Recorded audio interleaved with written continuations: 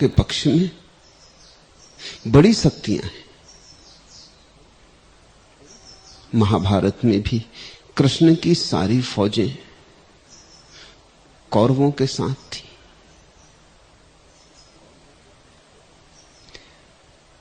केवल कृष्ण, निहत्ते कृष्ण पांडवों के साथ थे। वह बात बड़ी सूचक है। ऐसी ही हालत है। संसार की सारी शक्तियां अंधेरे के पक्ष में। संसार की शक्तियां यानी परमात्मा की फौजें, परमात्मा भर तुम्हारे पक्ष में। निहत्ता भरोसा नहीं आता कि जीत अपनी हो सकेगी। विश्वास नहीं बैठता कि निहत्ते परमात्मा के साथ विजय हो सकेगी। कृष्ण ही अर्जुन के सारथी थे ऐसा नहीं। तुम्हारे रथ पर भी जो सारथी बन के बैठा है वह कृष्ण ही है। प्रत्येक के भीतर परमात्मा ही रथ को संभाल रहा है। लेकिन सामने विरोध में दिखाई पड़ती हैं बड़ी सेनाएं, बड़ा विराट आयोजन। अर्जुन घबरा गया था, हाथ पैर थरथरा गए थे, गांडीव छूट गया था, पसीना पसीना हो गया था। अगर तुम भी जीवन के युद्ध में पसीना पसीना हो जाते हो तो आश्चर्य नहीं। हार निश्चित मालूम पड़ती है, जीत असंभव आशा।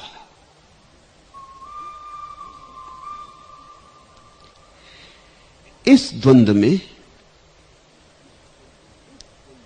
ठीक ठीक पहचानना जरूरी है कौन तुम्हारा मित्र है और कौन तुम्हारा शत्रु है।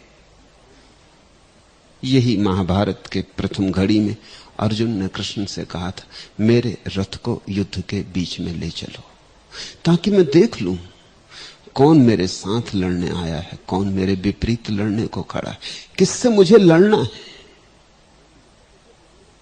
साफ साफ समझ लूं कि कौन साथी संगी है, कौन शत्रु है।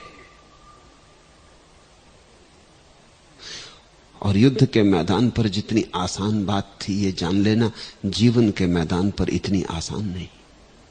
वहां शत्रु मित्र सम्मिलित खड़े हैं। वहां जहां प्रेम है वहीं घृणा भी दबी हुई पड़ी है। जहां करुणा है उसी के साथ क्रोध भी खड़ा है। सब मिश्रित है। कुरुक्षेत्र के उस युद्ध में तो चीजें साफ थी, सेनाएं बट गई थी, बीच में रेखा थी। एक तरफ अपने लोग थे, दूसरी तरफ विरोधी लोग थे। बात साफ थी किसको मारना है, किसको बचाना है। लेकिन जीवन के युद्ध में बात इतनी साफ नहीं है, ज्यादा उलझन की है। तुम जिसको प्रेम करते हो उसी को घृणा भी करते हो। जिसको चाहते हो और सोचते हो कि जरूरत पड़े तो जान दे दूं, किसी दिन उसी की जान लेने का मन भी होने लगता है। जिस पर करुणा बरसाते हो कभी उसी पर क्रोध भी उबल पड़ता है।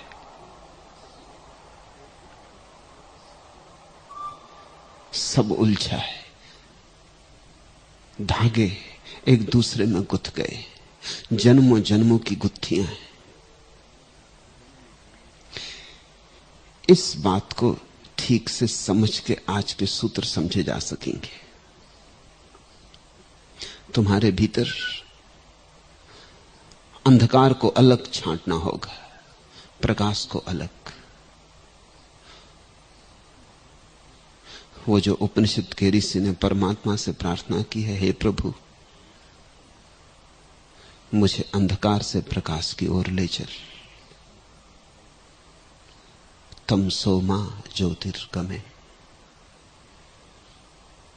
उसी से शुरुआत होती है साधना की कि मैं ठीक ठीक जान लूं कौन अपना नहीं, किसकी जड़ों में पानी देना है और किसकी जड़ें उखाड़ कर फेंक देनी। बहुत बार भूल हो जाती, तुम शत्रु को पोषण देते रहते हो, मित्र को जहर दे देते हो। कई बार मित्र शत्रु जैसा मालूम पड़ता है, कि कई बार मित्र सच और कठोर बातें कह देता है और कई बार शत्रु चालबाजी कर जाता है, मीठी खुशामद करता है और मित्र जैसा लगता है।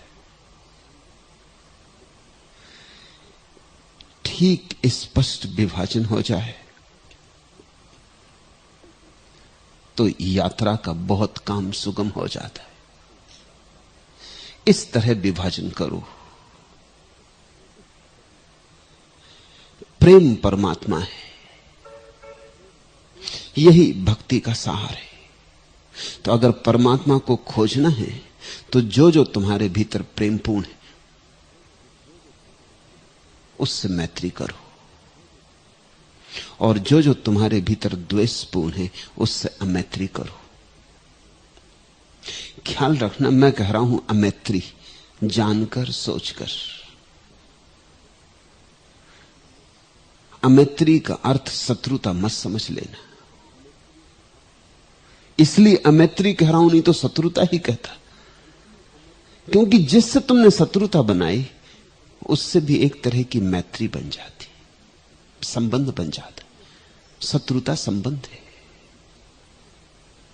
उससे नाता रिश्ता हो जाता, उसके तुम्हारे बीच धागे जुड़ जाते। इसलिए जान के अमैत्री शब्द का उपयोग कर रहा हूं।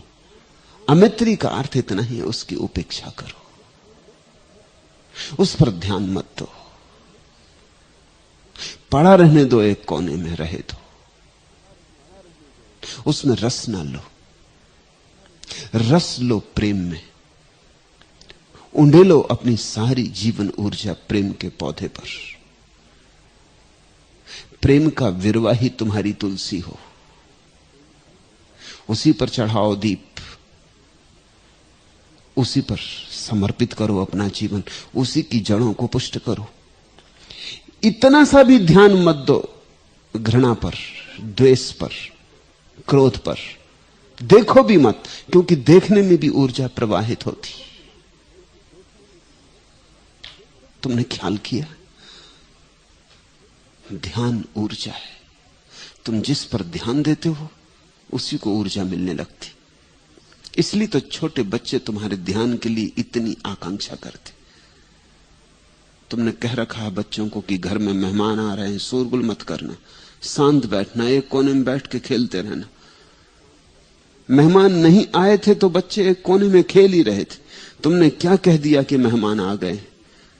अब बच्चे कोने में नहीं खेल सकते, बीच बीच में खड़े हो जाते हैं आके बताने कि मां ये देखो, कि पिता ये देखो। क्या कारण होगा? शोरगुल मचाने लगते, ध्यान चाहते। तुम्हारा सारा ध्यान मेहमान पर जा रहा है स्वभावतः। बच्चों को इसमें ईर्ष्या होती। ध्यान भोजन है। अब तो मनोवैज्ञानिक इस सत्य को स्वीकार करते कि मां अगर बच्चे को दूध दे दे और ध्यान न दे, सिर्फ दूध दे दे उपेक्षा से, सुला दे, उठा दे, निपटा दे काम जैसे नर्स निपटा देती, तो बच्चे की आत्मा पंगु रह जाती, सिकुड़ जाती। ध्यान चाहिए। इसलिए जब तुम्हें कोई ध्यान देता है, तुम पर ध्यान देता है, तुम प्रफुल्लित होते हो, आनंदित होते हो। इसलिए तो तुम लोगों के मंतव्यों का इतना विचार करते हो कि लोग मेरे संबंध में क्या सोचते। और क्या कारण होगा? क्या पड़ी है तुम्हें कि लोग क्या सोचते हैं? सोचते रहे, लेकिन डर है